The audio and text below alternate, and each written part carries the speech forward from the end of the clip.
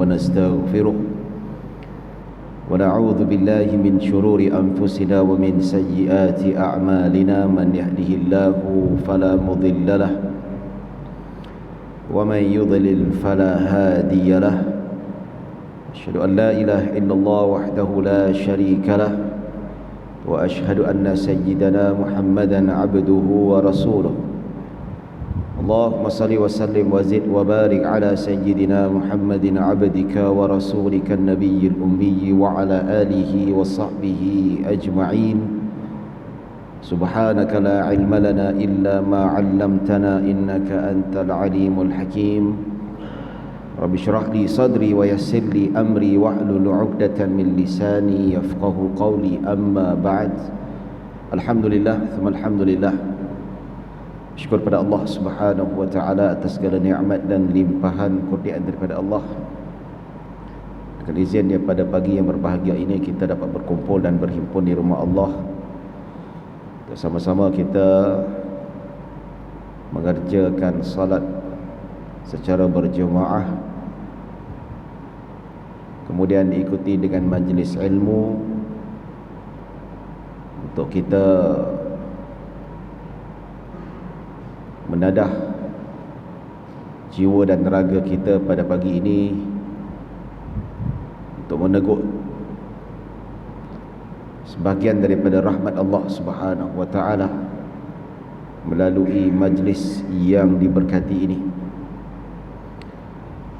Jadi tuan-tuan dan puan-puan dirahmati Allah, pada pagi ini kita akan sambung pengajian kitab hadis 40 yang disebutkan sebagai hadis 40 fardu ain, yang mana kita sudah masuk pada hadis yang ke-15, yang mana hadis pensyariatan haji, yang mana hadis tersebut menceritakan kisah pensyariatan ataupun permulaan ibadah haji tersebut, yang mana ulama berselisih pandangan, ulama sejarah mereka berbeza pandangan dalam menentukan bila bermulanya ibadah haji, berdasarkan perbezaan pandangan dalam menentukan bila terbenanya Masjidil Haram ataupun Kaabah itu sendiri. Pandangan yang masyhur, paling masyhur sekali mengatakan Kaabah itu dibina, pertama sekali dibina oleh Nabi Ibrahim AS. Wa idh yarfa'u Ibrahimul qawa'ida wa Ismail. Dalam Al-Quran disebut bagaimana Nabi Ibrahim dia mengangkat batu untuk membina foundation ataupun dinding Kaabah itu sendiri. Dan ada juga pandangan mengatakan Kaabah itu dibina pada zaman Nabi Adam AS. Ada riwayat yang sebut, tapi riwayat itu ada juga yang dipertikaikan sanadnya, yang menyebut Nabi Adam membina Kaabah. Dan ada juga satu lagi riwayat yang tidak masyhur, sebelum Nabi Adam diturunkan malaikat membina Kaabah itu sendiri. Jadi atas perbezaan pandangan dalam menentukan bila terbinanya Kaabah ini, maka ulama juga berbeza pandangan bila bermula ibadah haji itu. Adakah bermula pada zaman Nabi Adam ataupun bermula pada zaman Nabi Ibrahim alaihissalam. Tapi pandangan yang lebih dekat, yang lebih kita kata secara jelas disebutkan dalam nas, itu bermula pada zaman Nabi Ibrahim alaihissalam, yang mana disebutkan dalam hadis itu Jibril datang kepada Nabi Ibrahim AS pada hari Tarwiyah, pada hari yang ke-9 itu. Lalu malaikat Jibril membawa Nabi Ibrahim ke Mina, iaitu bermalam, persediaan sebelum berwukuf di Arafah. Dan ini juga dilakukan oleh Nabi SAW pada hari Tarwiyah, pada hari ke-8 Nabi akan bermalam dekat Mina. Lepas bermalam di Mina, tengah hari itu Nabi pergi, hari ke-9. Sebelum tengah hari, Nabi akan pergi ke Arafah pada hari 9 tu. Jadi membaram kat situ. Jadi kalau dapat kita pergi haji, kalau buat cara macam tu, dapatlah, baguslah. Tapi kalau tabung haji memang tak dapat nak buat lah tuan-tuan. Tabung haji dia tak dapat nak laksanakan bermalam di tarwiyah, hari tarwiyah di Mina pada malam tarwiyah.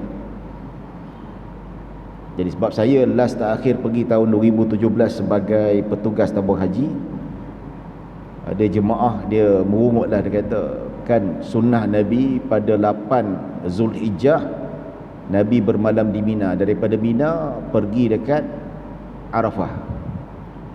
Kenapa tabung haji tak buat? Saya kata tabung haji nak buat, pengurusannya kompleks. Jemaah yang nak dibawa tu lebih kurang pada zaman saya tu hampir 40,000. Bukan sedikit ya. 40,000 ni dia kata nak bandingkan jemaah negara lain tak adalah ramai, mana Indonesia lagi ramai. Ya 40,000. Masalahnya bukan kita aja, banyak lagi. Jadi bukan senang nak sediakan bas daripada Mekah nak pergi ke Mina, Mina nak pergi ke Arafah. Itu satu kerja juga, jam lagi, crowded lagi, macam-macam lah. Bukan senang. Malah kalau nak buat dalam bentuk konteks menghidupkan sunnah Nabi SAW bermalam pada malam tarwiyah di Mina, dia akan menyusahkan, dia akan membebankan, malah mungkin boleh membahayakan jemaah itu sendiri. Ya. Jadi hadis ini yang kita sebutkan, malaikat Jibril dibawa Nabi Ibrahim tunjuk tempat bermalam di Mina. Ya, kemudian di situ di tempat itu Nabi Ibrahim alaihissalam dia solat Zuhur, solat Isyak disebutkan. Selepas itu membawa Nabi Ibrahim ke Arafah. Maksudnya dari segi sudut zahir hadis tu dinampakkan bahawa malaikat Jibril alaihissalam ditunjukkan Nabi Ibrahim macam mana melakukan ibadah haji itu sendiri. Lepas pergi ke Mina, bawa pergi Arafah. Di satu tempat Arab, nama tempat yang di situlah Nabi SAW berdiri dan berwukuf di Arafah. Dan diriwayatkan di situ bagaimana malaikat Jibril salat dengan Nabi Ibrahim, salat Zuhur dan Isyak secara salat Zuhur dan Asar secara jamak. Begitu juga dua waktu yang lain. Seperti mana yang biasa kalau ada yang pengalaman pergi ke haji, memang kita disunatkan untuk jamak tamam, sama ada takdim ataupun takhir, tapi lebih afdal kita lakukan secara takdim walaupun bukan dalam keadaan musafir. Ya. Jadi apabila berada dekat masyair, iaitu berada di Arafah, semua duk jamak, semua negara jamak. Yang mazhab Hanafi ni yang tidak menerima pandangan jamak ketika musafir, tetapi bila di Arafah dan Muzdalifah mereka menjamakkan salat.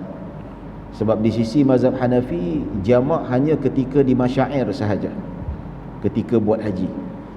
Manakala jamak ketika salat, mazhab Hanafi tak ada. Mereka ada hanya qasar sahaja. Jadi kalau pergi musafir, kalau kita di sisi jumhur ulama Syafi'i, Hambali dengan Maliki, kita ada jamak yang secara bentuk jamak hakiki, sama ada jamak takdim dan jamak takhir. Sebab tu kalau pergi berjalan dengan orang musafir dengan mazhab Hanafi ni, dia lain sikit macam saya masa pernah belajar dekat Mesir dulu tu. Jadi kami serombongan pelajar-pelajar ni dibawa oleh satu persatuan nak ziarah ulama dekat selatan Mesir ketika itu. Jauh lah, naik bas, sewa bas, ada orang sponsor. Jadi yang pergi musafir tu sekali dengan pelajar-pelajar daripada Pakistan dan India. Mereka ni bermazhab Hanafi. Ada daripada Afrika, Malaysia, Indonesia, daripada negara-negara lain. Beberapa bas kita pergi ziarah makam para wali dan kita ziarah ulama dekat sana. Jadi sebab ada pelajar-pelajar India, Pakistan bermazhab Hanafi ni, kita terpaksa berhenti setiap waktu. Kalau pergi berjalan tu Zuhur berhenti, Asar kena berhenti lagi. Kalau yang mazhab Syafi'i, Maliki ni, kita berhenti Zuhur tu kita dah jamak takdim lah, kasar sekali, settle. Ya. Tapi sebab ada pelajar Hanafi tu, dia kena berhenti. Dia tak boleh jamak. Solat Zuhur, lepas tu berhenti Asar lagi. Bila time Asar tu, yang dah jamak tu duduk dalam bas lah. Yang India, Pakistan pergi solat. Tapi dia ada kasar ada tapi jamak tak ada. Tapi di sisi mazhab Hanafi, jamak ketika di Arafah memang ada. Mereka itu saja di sisi mereka. Ya. Kenapa mereka tak menerima jamak ketika musafir? Ada sebab-sebab tertentu dan ada hujahnya. Kalau kita cerita penghujahan kenapa berlakunya perbezaan pandangan antara mazhab Hanafi dengan mazhab Jumhur dalam bab ini, maka ceritanya panjang. Antara satunya, mazhab Hanafi dia kata jamak yang dimaksudkan ketika musafir jamak suri. Jamak suri maksudnya apa? Iaitu jamak yang berlaku seolah-olah kita nampak menghimpunkan dua solat tetapi masih pada waktu yang sama. Okey, macam ni tuan-tuan. Zuhur dan asar tu dijamakkan tapi pada waktunya. Macam kita buat jamak takdim, kita solat zuhur, kemudian kita solat asar. Zuhur pada waktunya, tapi asar bukan pada waktunya. Kita buat awal. Itu jamak takdim. Ataupun jamak takhir. Jamak takhir, solat asar pada waktunya, solat zuhur luar daripada waktunya. Tapi mazhab Hanafi dia buat dua-dua jamak ini tapi kedua-duanya tepat pada waktunya tersendiri. Macam mana tu? Okey, macam ni. Di sisi mazhab Hanafi, jamak dia macam mana? Iaitu solat zuhur tu dilakukan pada penghujung waktu. Betul-betul nak dekat masuk asar barulah buat solat zuhur. Jadi lepas salam saja, tak lama selepas itu asar pun masuk. Mereka pun bangun solat asar. Dia nampak macam jamak lah. Tapi sebenarnya bentuk tu bukanlah jamak hakiki, tapi lebih kepada jamak yang mana kedua-duanya dilakukan pada waktunya. Zuhur pada waktunya, asar pada waktunya. Itu pandangan mazhab Hanafi. Tapi kita tidak, alhamdulillah lah, kita bukan mazhab Hanafi, boleh jamak takdim, jamak takhir, ya. Dan ada jamak selain daripada musim haji. Contoh macam jamak ketika sakit yang teruk, ataupun jamak disebabkan hujan lebat. Ada syarat-syarat tertentu. Ya, baik tuan-tuan dan puan-puan dirahmati Allah Subhanahu wa taala. Maka itu yang disebutkan dalam hadis yang zahir, malaikat Jibril alaihi salam yang mengajar Nabi Ibrahim tentang ibadah haji. Itu zahir yang paling jelas, yang menunjukkanlah yang mana permulaan haji pada zaman Nabi Ibrahim tu tidak ada riwayat yang jelas, tetapi yang disebutkan dalam kitab 40 hadis fardu ain ini menunjukkan seolah-olah lebih jelas nampak ibadah haji itu bermula pada zaman Nabi Ibrahim dan diteruskan pada zaman nabi-nabi seterusnya. Seperti mana disebutkan dalam riwayat Sahih Muslim, Nabi SAW digambarkan visual para nabi sebelum Nabi SAW melakukan ibadah haji.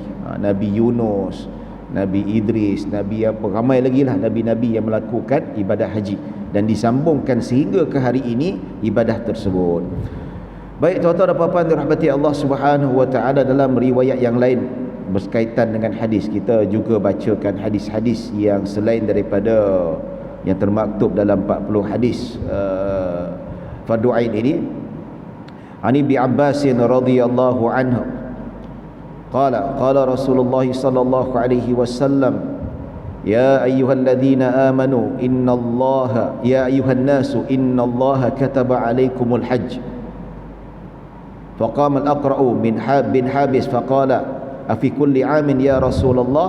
قال لو قلتها نعم لوجبت ولو وجبت لم تعملوا بها ولم تستطيعوا والحج مرة فمن زاد فتطوع.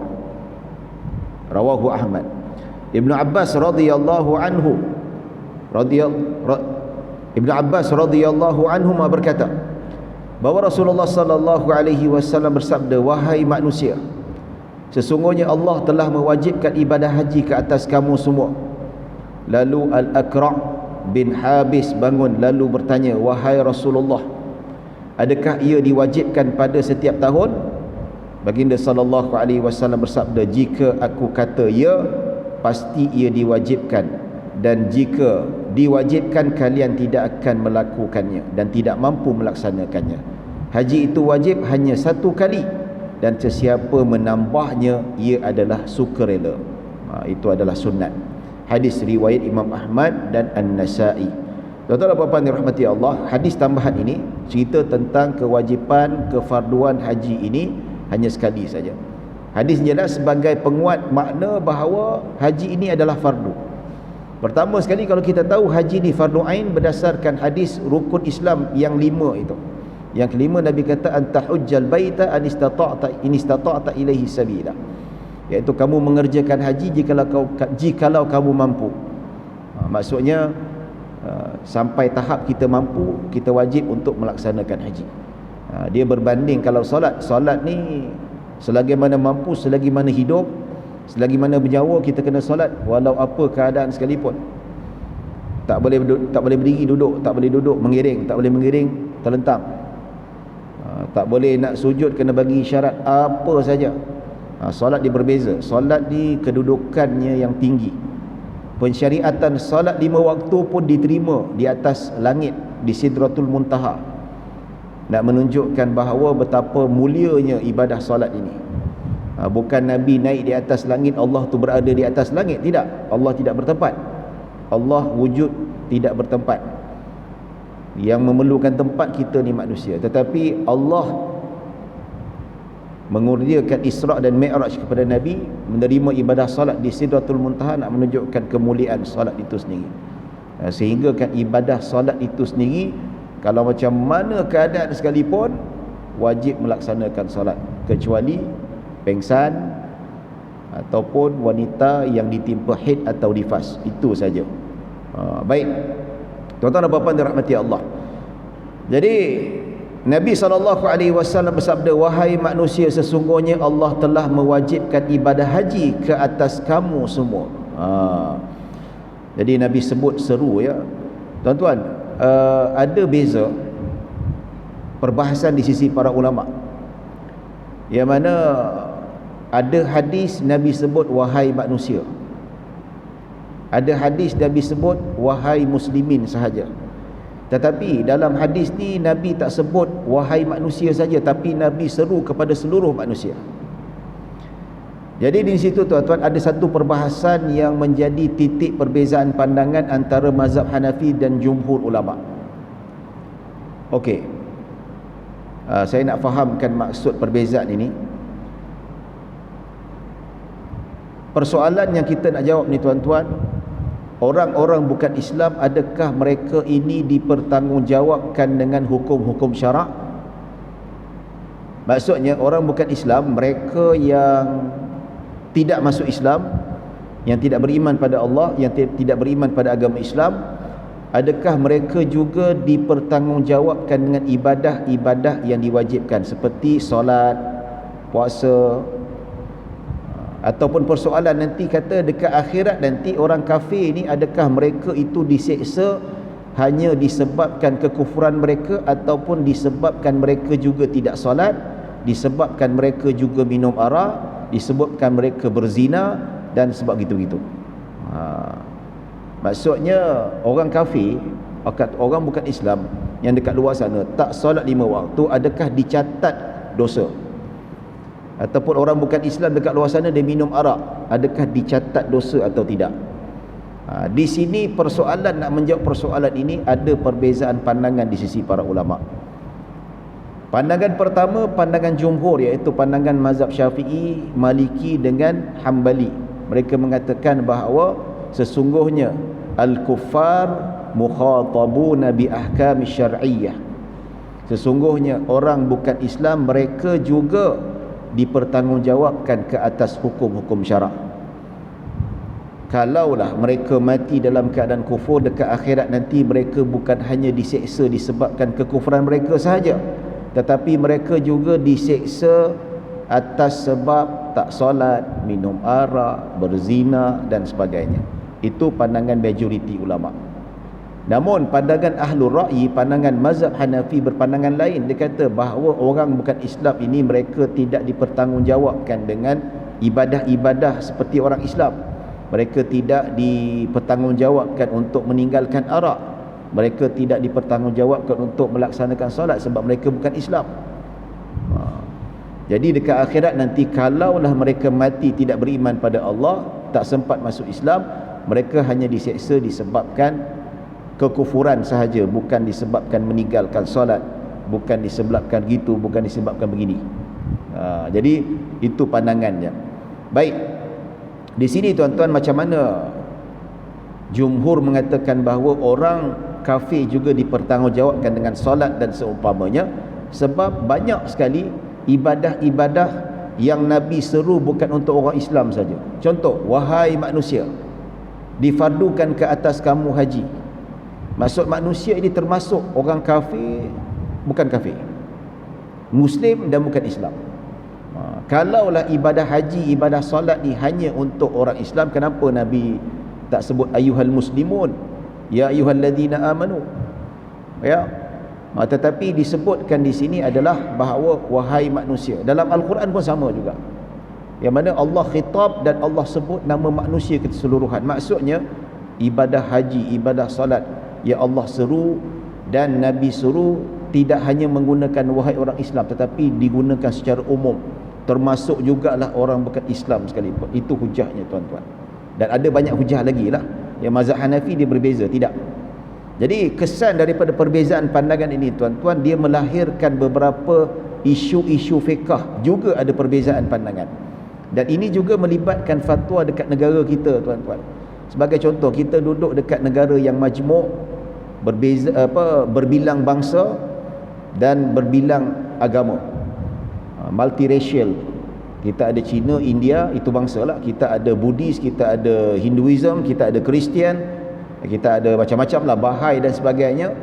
Jadi kita setiap hari hidup sebagai masyarakat Malaysia, kita tidak kekang daripada hubungan dengan golongan bukan Islam. Baik, persoalannya di sini ada isu yang pernah dibangkitkan dekat Jabatan Mufti Wilayah.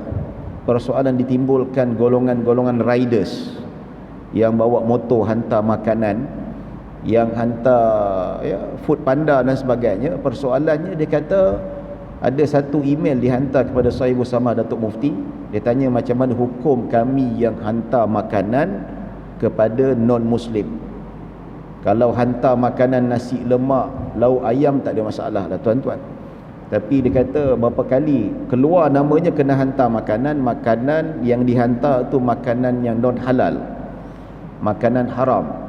Keluar nama, okey, Food Panda kata kena hantar makanan dekat sini. Keluar tengok, tu dia khinzir lah, arak dan sebagainya. Jadi apa hukum orang Islam, sebab riders ni majoriti Muslim. Jadi pergi hantar sana. Bila hantar sana tu, hukum satu tu, dan menerima upah. Setiap kita hantar tu dia charge, dan Grab akan bayar dekat dia RM2, RM3 satu penghantaran. Satu lagi, bukan saja dia kata bukan saja dapat charge tu, maksudnya dibayar oleh Grab sebab hantar tu, upah hantar tu, lepas tu dapat tips lagi daripada non-Muslim tu. Dia kata, dia tanya pada Datuk dia kata tips biasa kalau hantar makanan haram ni, tips dia tinggi. Dia punya tips dia RM10, RM20 dia bagi. Pasal apa? Sebab non-Muslim dia kata susah nak minta orang Islam hantar makanan-makanan non halal ni. Dia kata susah. Jadi kalau ada orang Islam hantar makanan babi tu tuan-tuan, dia sukalah. Senang. So dia bagi tips tinggi tuan-tuan. Jadi persoalan tu nak perlu dijawab. Baik. Sebab itu kalau kita kata perbezaan dalam pandangan adakah orang Islam itu dipertanggungjawabkan dengan hukum-hukum syarak atau tidak, ini dia memberi kesan kepada hukum yang kita persoalkan tadi, riders nak hantar macam tu. Baik, di sisi majoriti ulama termasuk mazhab Syafi'i, orang Islam tidak boleh bekerjasama terhadap kemungkaran dengan orang Islam sekalipun, dengan orang bukan Islam sekalipun. Contoh, kita orang Islam tidak boleh bersubahat dan bekerjasama menghantar ataupun membelikan ataupun membawa dan menghadiahkan kepadanya sesuatu yang haram kepada orang bukan Islam. Contoh, arak. Walaupun di sisi agama mereka arak tu tidak menjadi masalah. Contoh, kita hantar arak dekat orang yang beragama Buddha. Ya, walaupun di sisi agama Buddha boleh minum arak. Wallah alam, saya tak tahu hukum hakam agama, saya tak tahu pembagian agama, tapi kita tengok orang Buddha minum arak selamba je kan, kita consider boleh lah. Walaupun di sisi agama mereka boleh minum arak, kita orang Islam tak boleh, tidak dibenarkan untuk hantar arak kepada orang bukan Islam. Walaupun di sisi agama dia ataupun amalan masyarakat mereka boleh minum arak tidak menjadi kesalahan. Sebab apa? Sebab alasannya orang bukan Islam juga dipertanggungjawabkan untuk mentaati perintah Allah dan meninggalkan segala larangan Allah. Itu pandangan majoriti ulama. Sama jugalah babi ke riba ke apa-apa saja yang benda yang haram. Baik, menurut mazhab Hanafi pula dia berbeza. Dia lain. Dia kata boleh. Kalau orang Islam nak hantar arak kepada orang bukan Islam, boleh, tak ada masalah. Ataupun orang Islam nak jual arak kepada orang bukan Islam, boleh di sisi mazhab Hanafi. Sebab apa? Sebab di sisi mazhab Hanafi kata bahawa orang bukan Islam ini mereka tidak dipertanggungjawabkan dengan hukum-hukum syarak. Mereka tidak dipertanggungjawabkan, mereka tidak dituntut dan tidak diwajibkan untuk melaksanakan solat, dan mereka juga tidak diwajibkan untuk menahan diri daripada larangan-larangan Allah. Ya. Jadi itu pandangan yang dibawa oleh mazhab Hanafi. Dan begitu juga kalau persoalan yang timbul juga sampai kepada kami, dia kata orang TMB ni kebanyakannya orang Bumi Putra lah, orang Islam, yang mana ada kalanya mereka ditugaskan untuk buat penambahbaikan ataupun repair elektrik dekat gereja contohnya. Jadi diorang ni dihantar, okey, bos kata okey, ini ada gereja ni, dia punya elektrik pencawang dia rosak sikit, kena pergi. Dan pergi semua orang Muslim. Alamak, macam mana ni? Ya, tak pergi nanti kena buang kerja pula, dia kata. Jadi itu persoalan yang timbul, tuan-tuan. Baik. Macam mana standpoint Jabatan Mufti Wilayah untuk menjawab persoalan ini, tuan-tuan? Baik, fatwa telah diputuskan untuk golongan-golongan rider ni yang hantar makanan non halal kepada non muslim.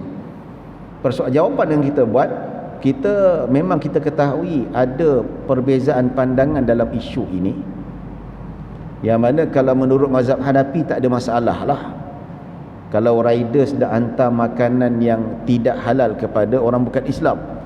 Tetapi persoalan kalau kita lihat dalam Akta 505 Wilayah Persekutuan, Akta Undang-Undang Islam, yang menyatakan bahawa pandangan yang diamalkan, termasuklah fatwa yang diamalkan, perlu mendahului pandangan muktamad mazhab Syafi'i.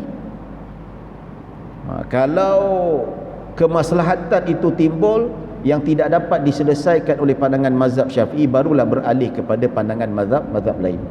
Jadi kalau ikut perundangan, sama ada mahkamah syariah ataupun penguatkuasaan ataupun dari segi sudut bidang fatwa di wilayah persekutuan, kita terikat dengan Seksyen 505 yang mengikat mazhab Syafi'i sebagai teraju utama, tuan-tuan. Jadi dari segi sudut fatwa, kita tak nak terus pergi ke mazhab lain, walaupun ada peruntukan boleh pergi ke mazhab lain atas maslahat, atas kebaikan untuk masyarakat. Baik, jadi jalan tengah yang telah dibincangkan dalam mesyuarat fatwa yang dipengerusikan oleh Sahibul Samah Datuk Mufti dan dibantu oleh ahli jawatan kuasa perundingan hukum syarak ataupun AJK Fatwa, memutuskan bahawa rider-rider ni boleh menghantar makanan-makanan yang tidak halal kepada orang bukan Islam dalam keadaan terdesak ataupun dalam keadaan yang tidak boleh dielakkan. Sebagai contoh, rider ni dia terikat dengan peraturan Grab ataupun peraturan yang disebut apa jenama tu, Fat Food Panda. Kalau terima arahan, mereka kena hantar. Mereka tak boleh simply easy nak tolak macam tu.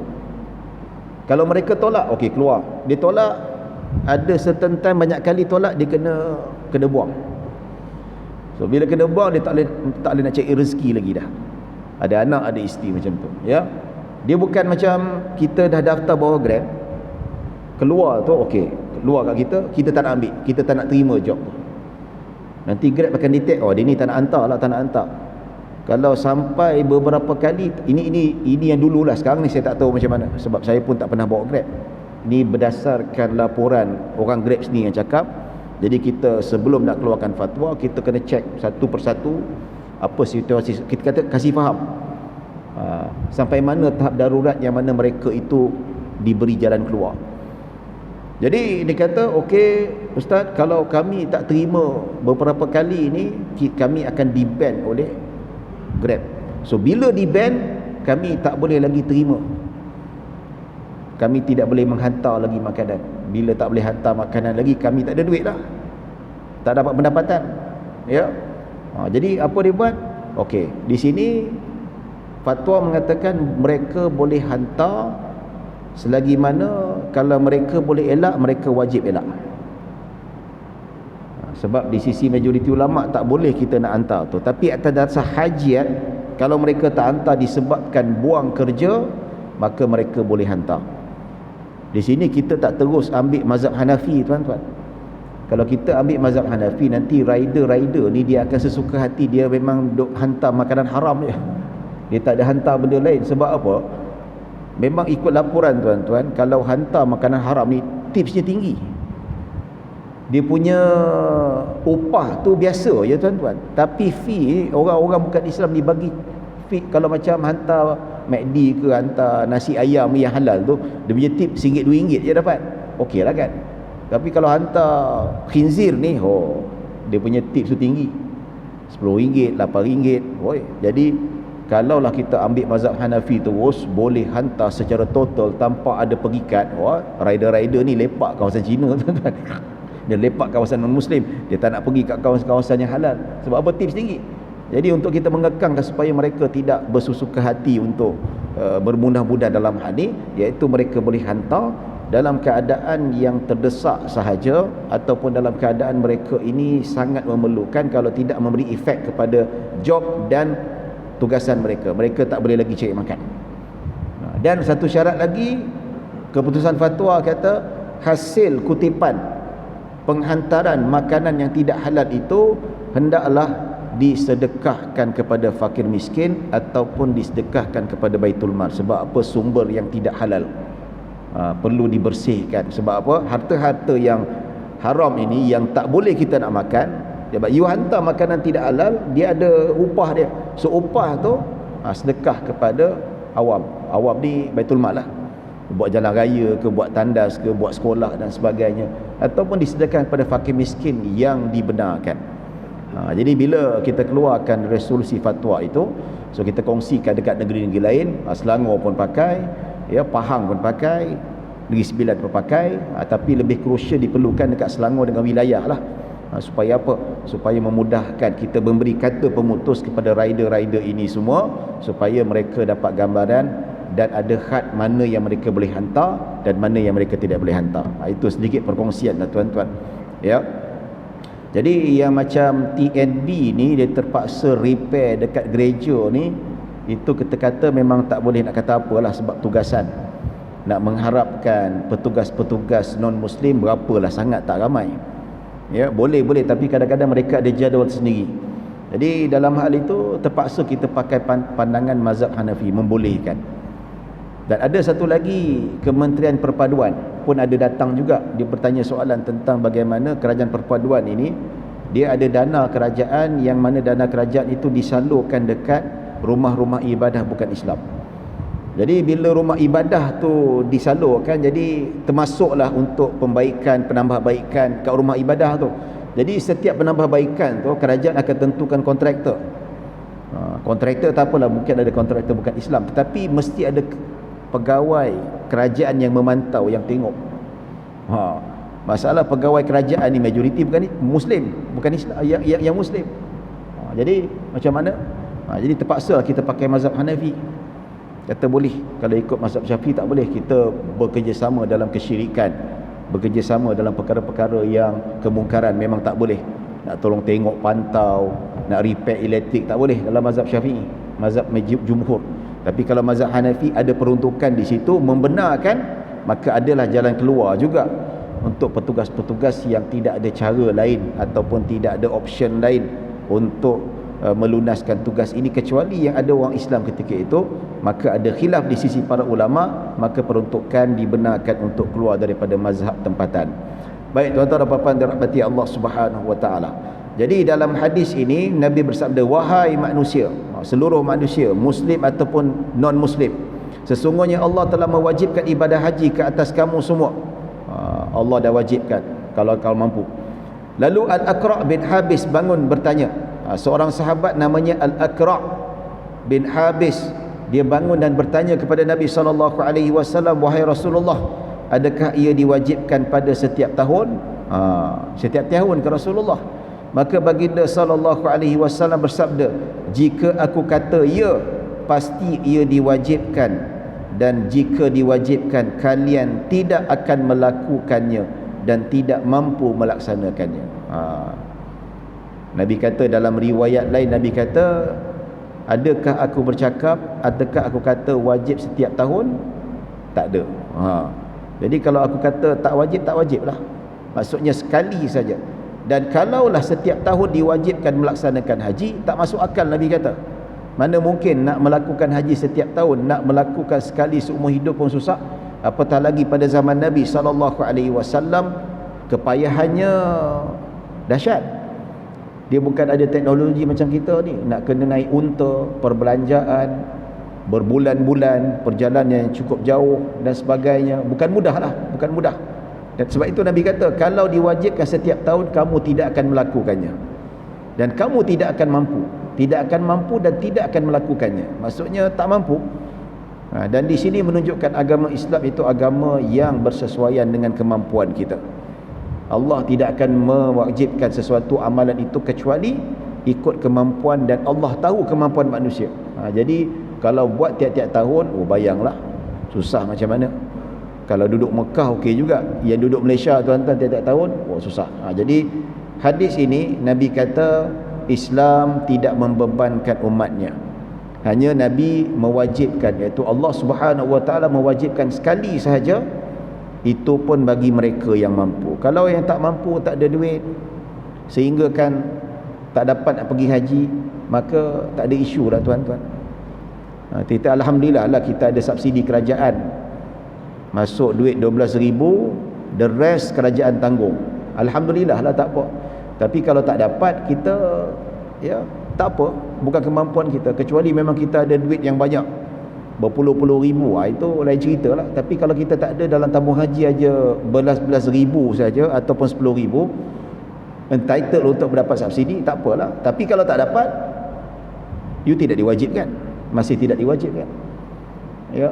Yalah, biasalah orang nak pergi haji ni, kadang-kadang dia bising lah, dia bising, saya ni dah daftar lama, dah buat rayuan dah lama. Sebab tu saya setujulah tindakan kerajaan sekarang ni, maksudnya subsidi itu diikut grade. Kalau B40 subsidi penuh, kalau T20 kena bayar penuh, dia bukan tak ada subsidi. Baguslah. Kalau dulu semua pukul rata tuan-tuan, yang pangkat tinggi, yang jutawan pun dapat subsidi, macam tak cantik lah, tak cantik. Tapi okey lah sekarang ni, dia tengok tangga gaji macam mana, jawatan macam mana, itu lebih sesuai dan itu lebih menepati syarak. Nabi pun kata, in istata'ta ilaihi sabila, jikalau kamu mampu. Kalau tak mampu, tak wajib. Jadi yang dapat subsidi ni alhamdulillah, bersyukur. Tak dapat, you masih tidak diwajibkan. Ni duk hentam tabung haji, bila saya nak pergi, saya nak pergi tu. Itu maksudnya ihsan daripada tabung haji, ihsan daripada kerajaan nak tentukan kamu pergi atau tidak. Maksudnya kerajaan kalau nak bagi kamu pergi, bagilah. Kalau tak nak pergi, itu hak dia.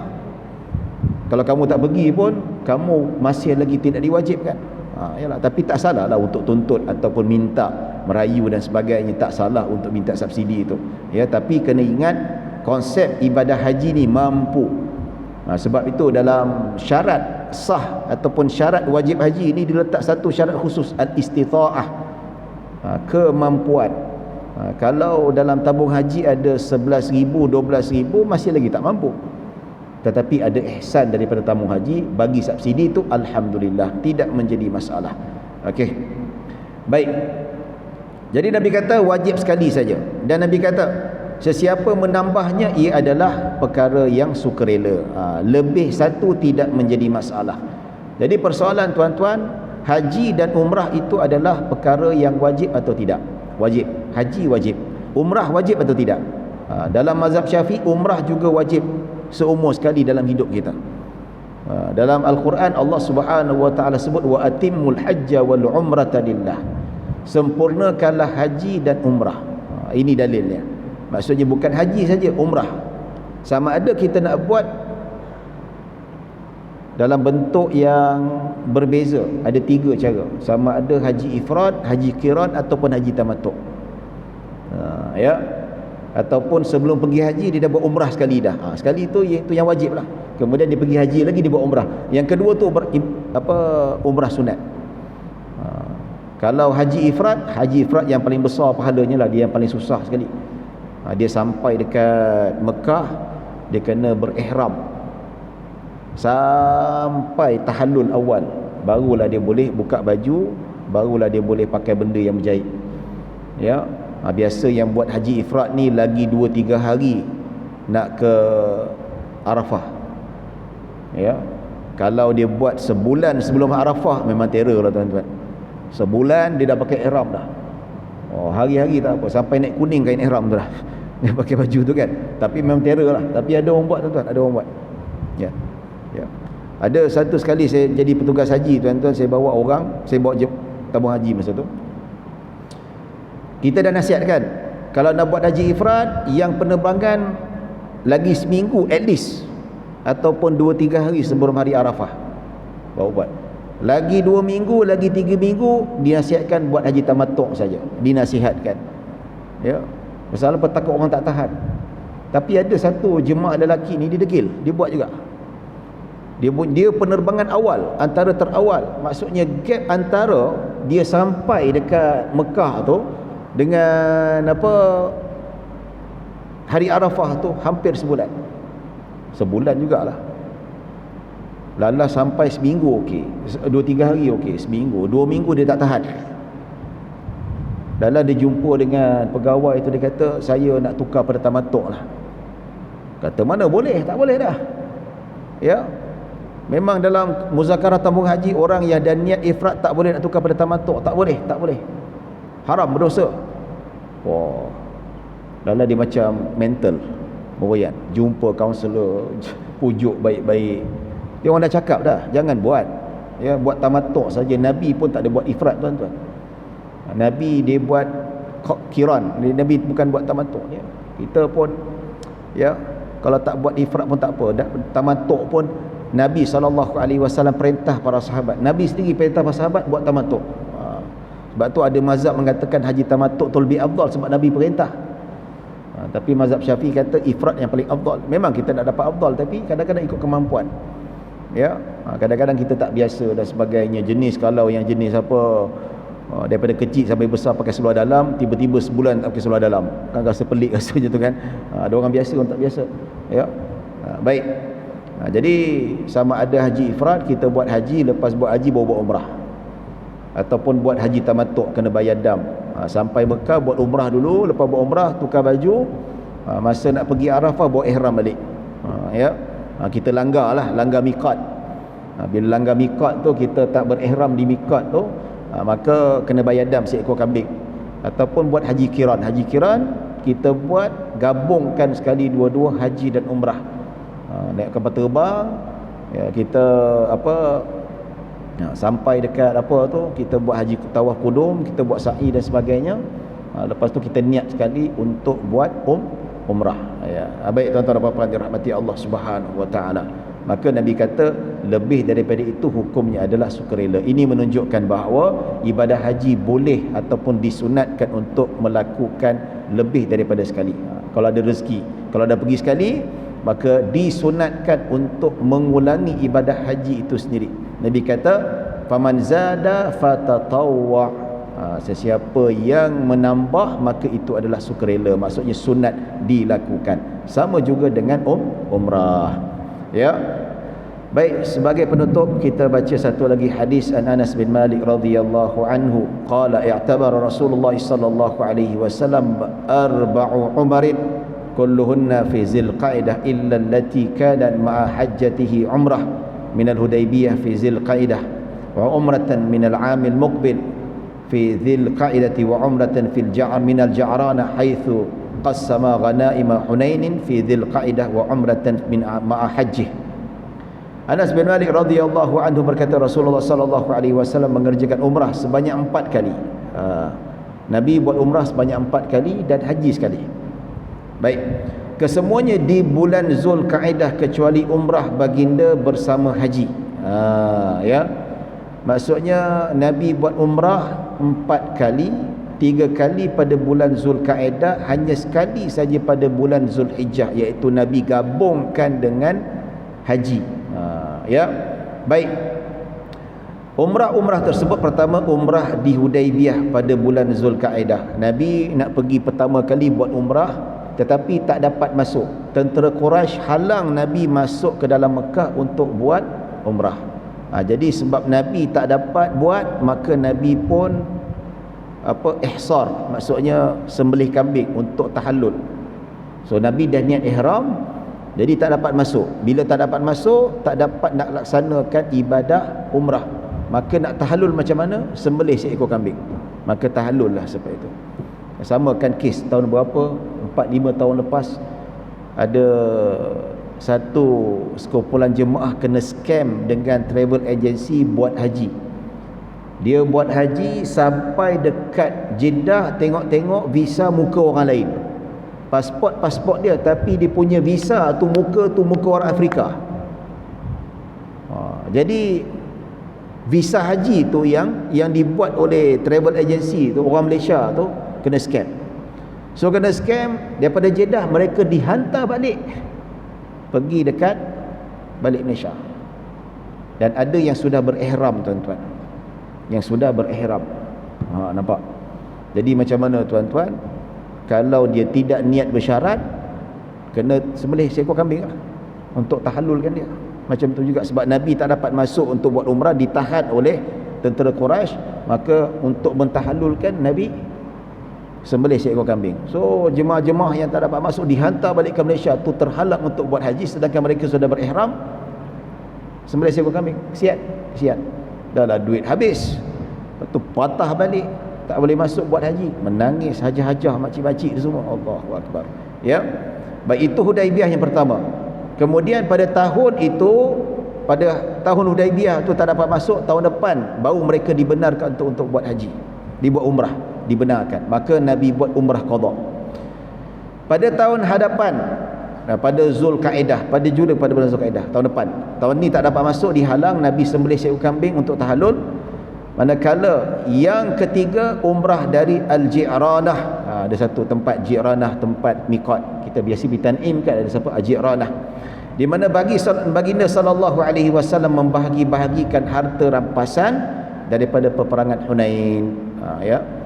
Jadi selepas pembukaan kota Mekah, ada beberapa kabilah nak serang Nabi Muhammad, nak serang Islam, maka Nabi dengan tentera Islam lawan dalam perang Hunain. Bila menang perang Hunain, maka Nabi pun pergi dekat Ji'ranah membahagi-bahagikan harta rampasan perang. Di situlah Nabi berihram untuk buat umrah masuk ke dalam Mekah. Itu umrah Nabi yang kali ketiga.